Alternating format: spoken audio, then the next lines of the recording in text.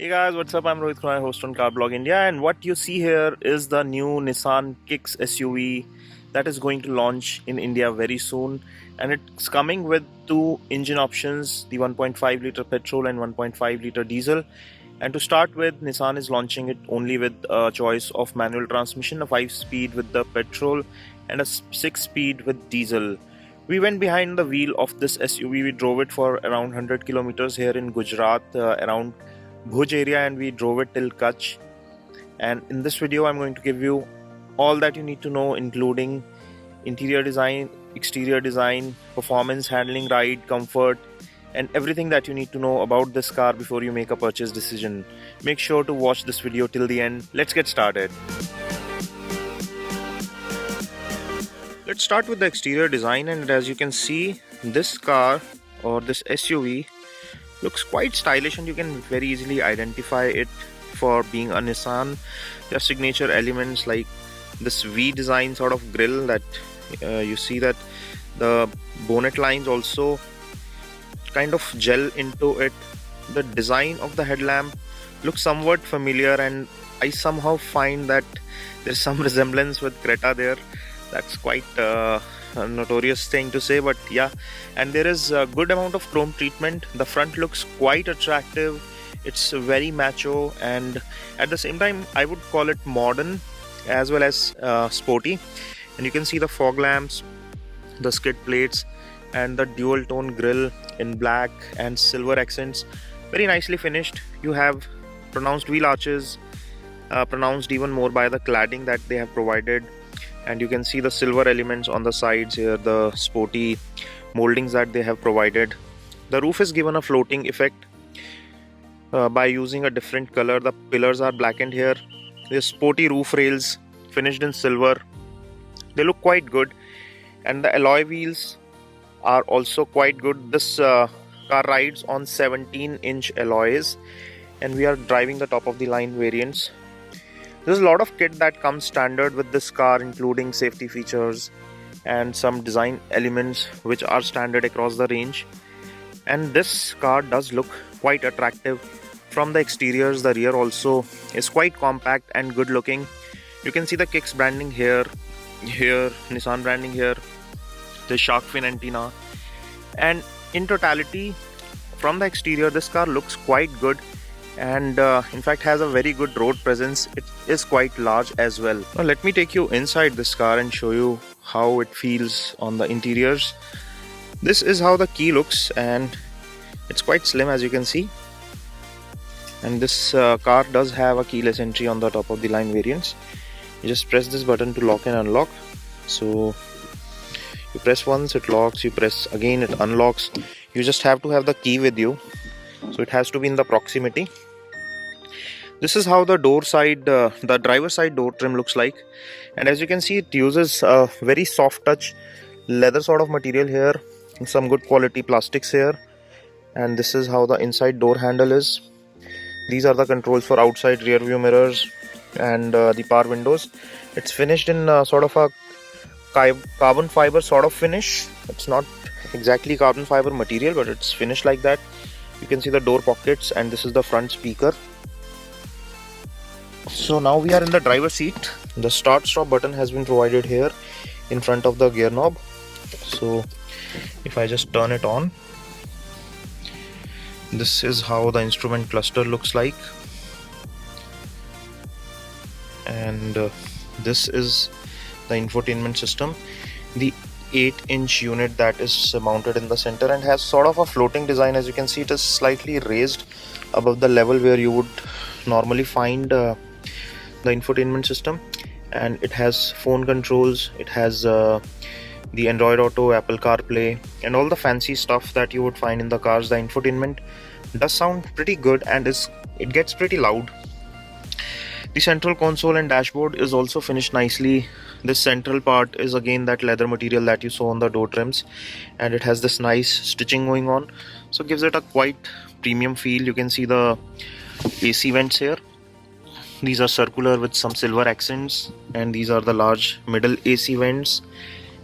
And there is a fully automatic climate control system, which is standard on all the variants of this car. The infotainment system, the buttons, the touch feel of the material feels quite premium. This is the inside rear view mirror and does not have auto dimming, so you have to manually change it in the day night mode. There you have some display for the seat belt warnings, etc., and this is the lights area. And you do not have a sunroof here as yet, so there's no sunroof on the top variant as yet.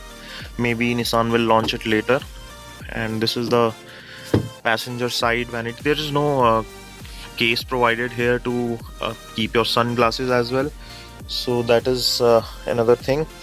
The seats provide quite good bolster support and good side support. As you can see, the seats are also finished in very good quality material. This is good quality leather, but the under thigh support could have been slightly better. I personally found that the under thigh support is not really good, but it's not bad. The seats are comfortable, well cushioned, and hard enough to not feel quite low in quality, but they are soft enough to give you good enough comfort.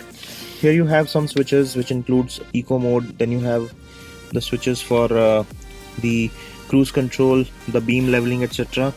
You have the phone controls behind the steering wheel, just like we saw on some of the Nissan and Renault cars before. So this is behind the wheel, and you have some controls here for the cruise control, and this plus and minus is for the audio controls.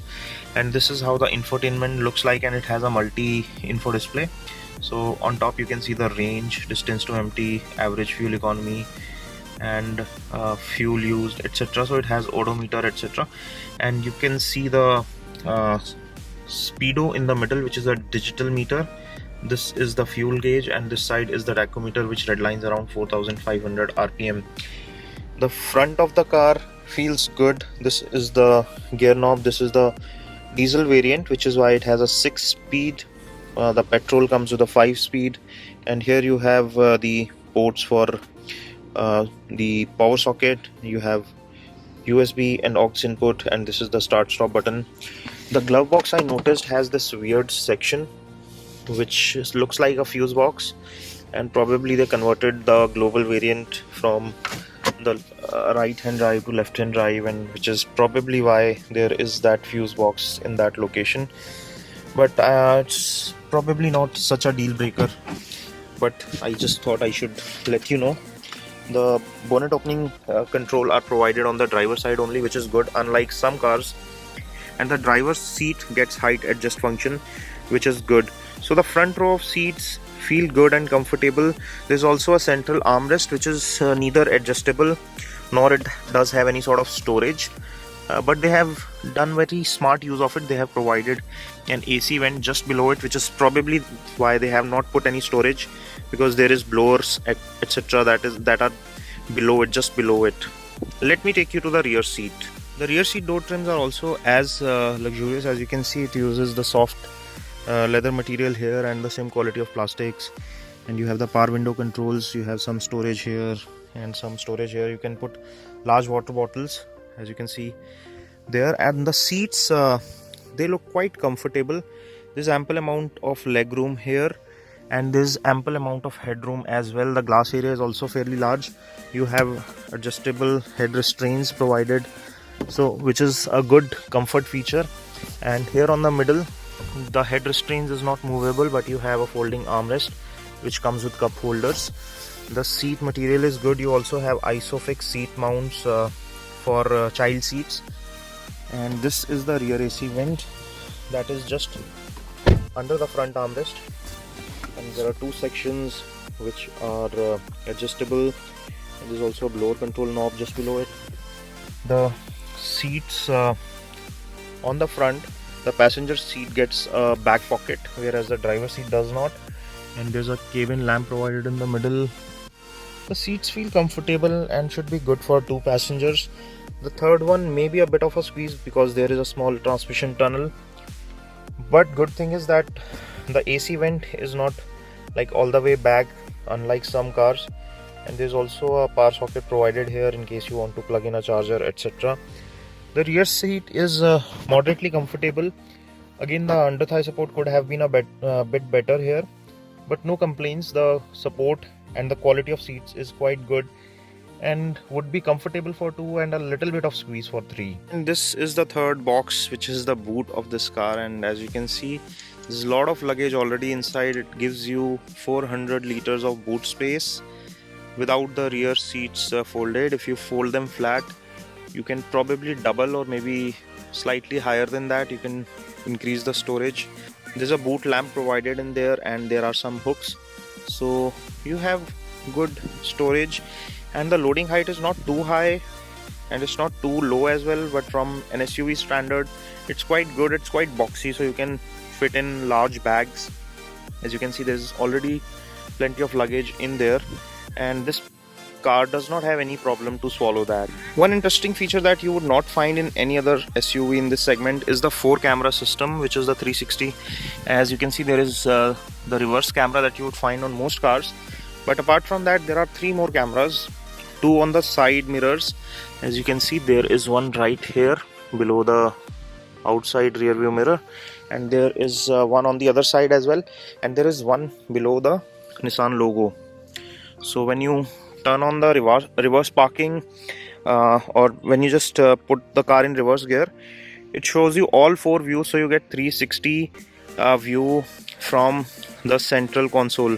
Let me quickly give you a demo of the same. So this is how the parking system works. This is the rear camera, and you can see that it is showing the rear view.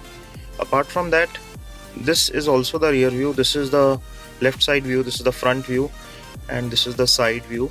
So if you have any obstacles or anything around you, it will show you a 360 or an all-around view so that you can get the car out safely. Now let's talk about the performance, handling and the ride quality of this car. From the experience of our driving this car on the highway as well as on the rough roads, I can say that the engine and transmission of this car are very well tuned. I really love the way this car performs. The engine and transmission are very well mated. It's a 1.5 liter diesel unit that you would find on some other cars by Nissan and Renault, and there is 6-speed manual transmission on the diesel variant, and it feels butter smooth. The gear shift is smooth. It does not ask you to downshift, although there will be power loss if you are running low on revs, but this would not stall or judder. It would gradually pick up, so you just need to tap on the accelerator a bit harder, and if the RPMs are low, it would not do any sort of drama. It would gradually pick up and catch up with the speed, which makes it very comfortable for city drives. For highway, it is also quite eager, and even in 6th gear you have decent acceleration in the mid-range of the RPM band. So I'm quite happy with the way this engine performs. When it comes to transmission and handling, I feel that this car is very close to what we have seen on Nissan Terrano or Renault Duster, and they sort of have similar underpinnings when it comes to suspension. It's a very well-tuned suspension, and it feels more like a car and less like an SUV, which is a compliment because it does feel quite pliant and quite comfortable. At the same time, the ride quality is decently good, as well as the handling is excellent. The driving feel and the steering feedback that you get from this steering is also very good. So I'm very happy with the way this car handles. The brake also has sufficient bite, so it does feel quite sure-footed on the highway as well as in the city. The cornering performance is also quite good, so I am overall very happy with the ride handling and performance braking. It's a very sorted car to drive. So how do I sum up my review of this car? It does look pretty modern and stylish. It does drive excellently well. It gives you good features and comfort, and it also offers you some segment first features like the 360 camera, etc. It does look good, it does drive well, but it has to compete with some very strong contenders in this segment like the Hyundai Creta, and I honestly feel that the space inside this car feels slightly less compared to Creta, although the dimensions are larger.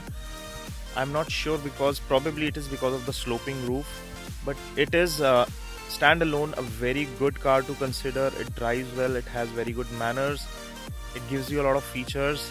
All it comes down to is pricing, and we'll update that in the description section below this video. All in all, if I have to rate it out of 10, I'll give it a good 8. So that's a thumbs up from us. Do let us know your views. And with this, we come to end of this video. Do let us know in the comment section how did you find this video. Give us a thumbs up if you enjoyed watching it. Stay subscribed for more and make sure you press that bell icon for latest video updates. This is your host Rohit Khurana signing off. Thanks for watching and have a good day.